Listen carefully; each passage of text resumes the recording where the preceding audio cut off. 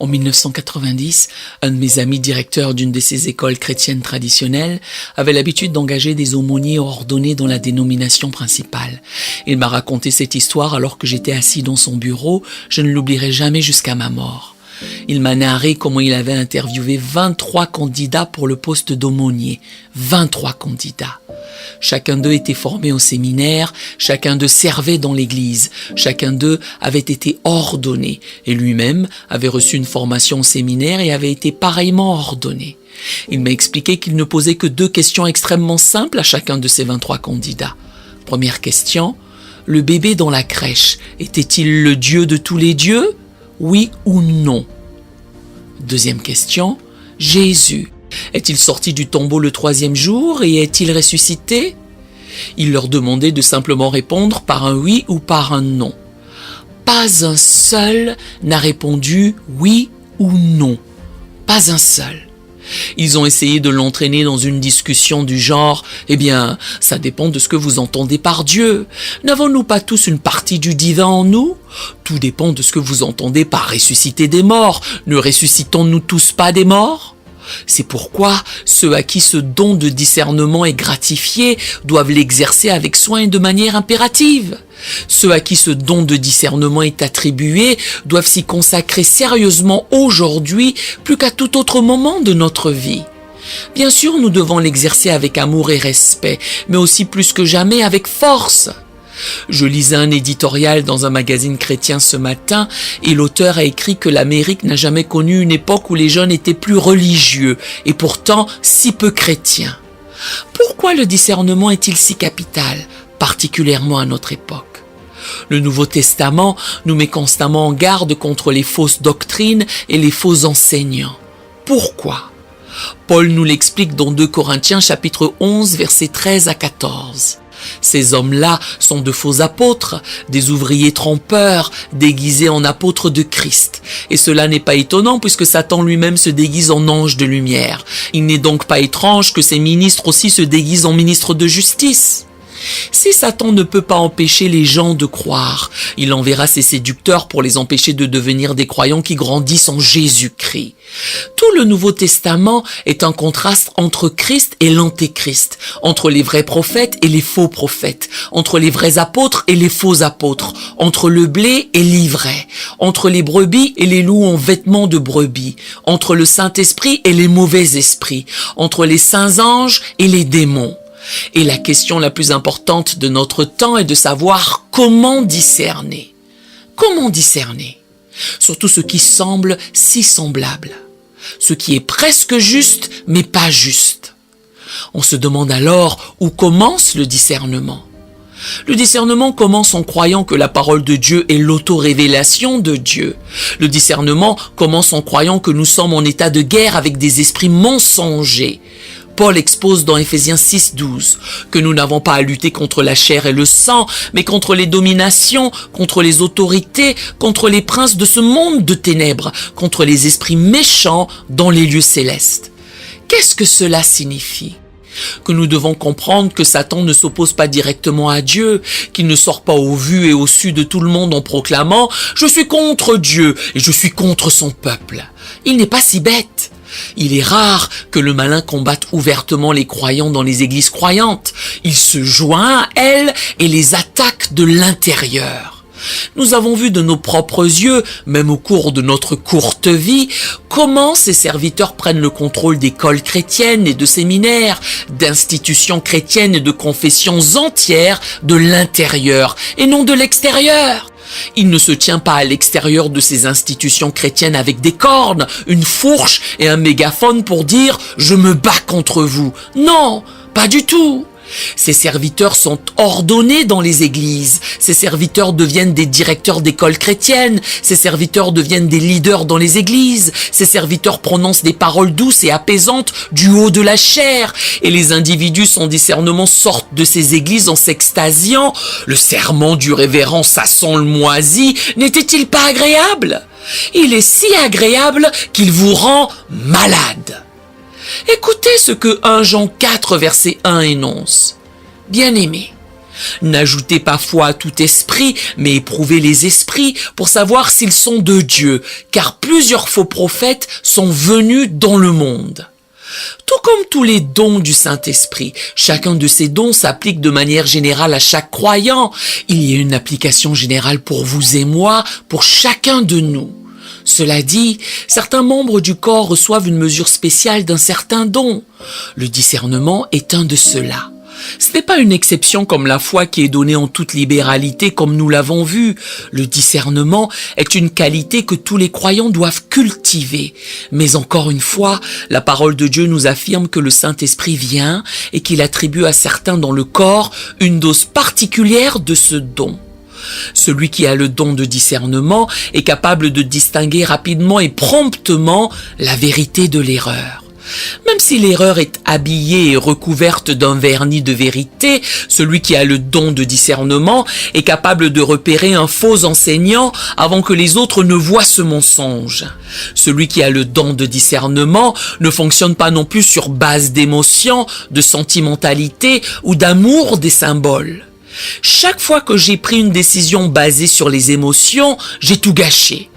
En revanche, chaque fois que j'en ai pris une basée sur le principe de la parole de Dieu, Dieu l'a béni. Je vous le témoigne. Celui qui a le don de discernement est capable d'entendre un serment et de détecter aussitôt une erreur subtile. Cet individu est capable de lire un livre et de voir tout de suite la déficience de la vérité dans ce livre. La question à poser est la suivante. Comment exerce-t-on le don de discernement? En comparant ce que l'enseignant soutient avec la parole de Dieu, en comparant un livre que vous venez de lire avec l'Écriture. S'il est contraire à la parole de Dieu, s'il est incohérent avec la parole de Dieu, il est faux. Ça ne peut pas être bon en partie, il est tout faux, jetez-le. Car être bon en partie mène au compromis.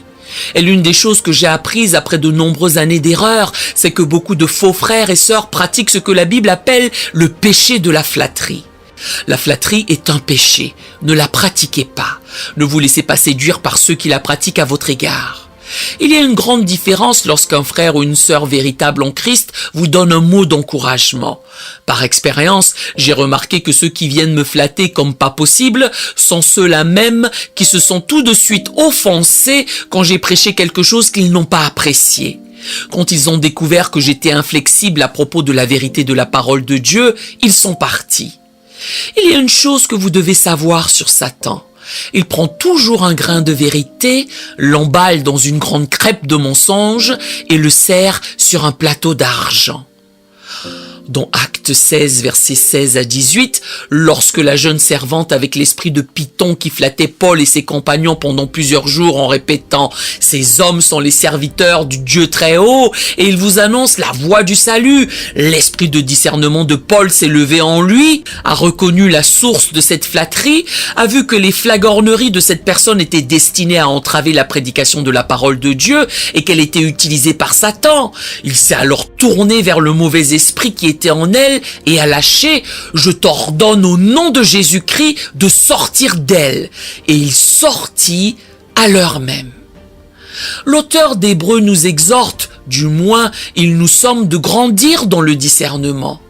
On ne peut pas mûrir dans le discernement sans passer du temps avec la parole de Dieu qui nous fait connaître la vérité. Hébreux 5, versets 12, 13 et 14 nous enjoint à ne pas rester là, à ne boire que du lait, qu'il nous faut grandir et commencer à manger des aliments solides. Nous observons comment nos précieux petits-enfants passent du lait à un peu de nourriture solide pour finir par s'asseoir à table et manger de la nourriture normale. Imaginez un enfant de 5 ans qui ne boit encore que du lait. Il sera mal nourri. C'est la même chose spirituellement. Quand les gens sont assis là à ne boire que du lait, ils ne grandiront pas et ne seront jamais capables de démêler la vérité du mensonge. La tromperie arrive de manière très convaincante et elle porte le vêtement de l'authenticité. La tromperie porte des vêtements d'église.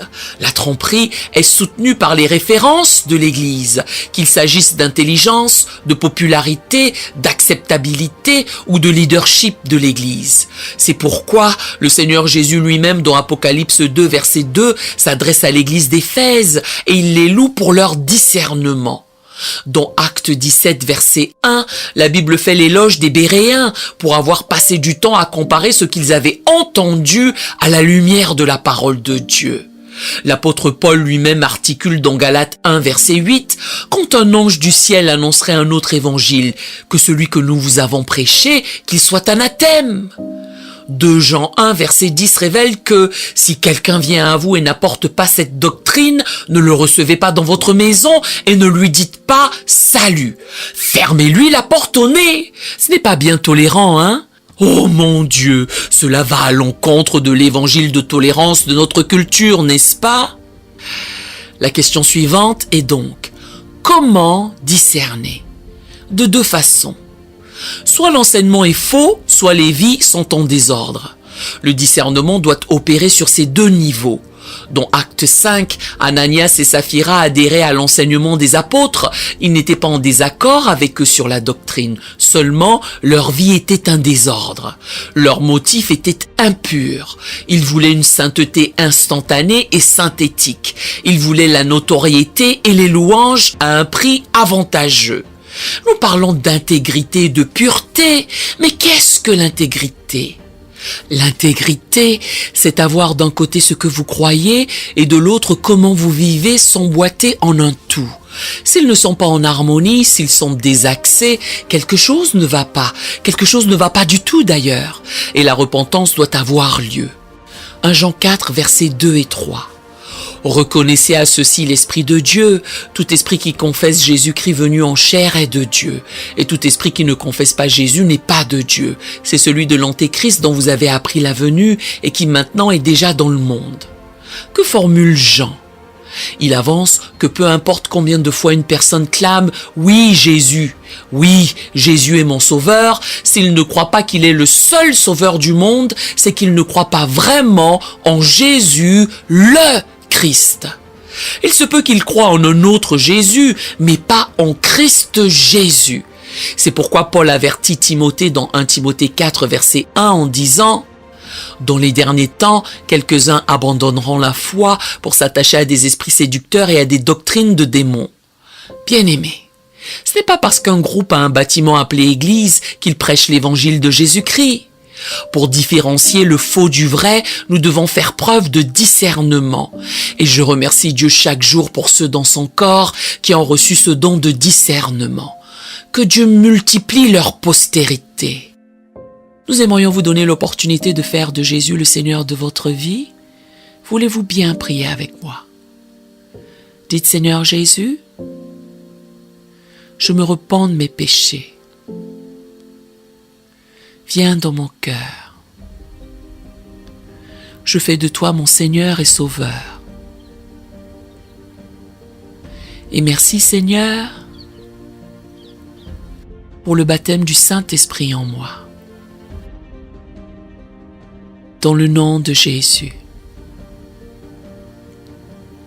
Par cette simple prière, nous croyons que le Saint-Esprit vous conduit sur le chemin de la nouvelle naissance. Allez dans une bonne église qui est basée sur la Bible, donnez à Dieu la première place. Nous espérons de tout cœur que ce message vous encouragera. Si vous connaissez quelqu'un qui puisse être encouragé, s'il vous plaît, envoyez-le lui. Édifions le corps de Christ ensemble. Nous publions régulièrement des messages, des shorts et des prières. Appuyez sur la cloche des notifications pour vous le rappeler. Merci infiniment de nous soutenir en vous abonnant à notre chaîne. Que Dieu vous bénisse merveilleusement.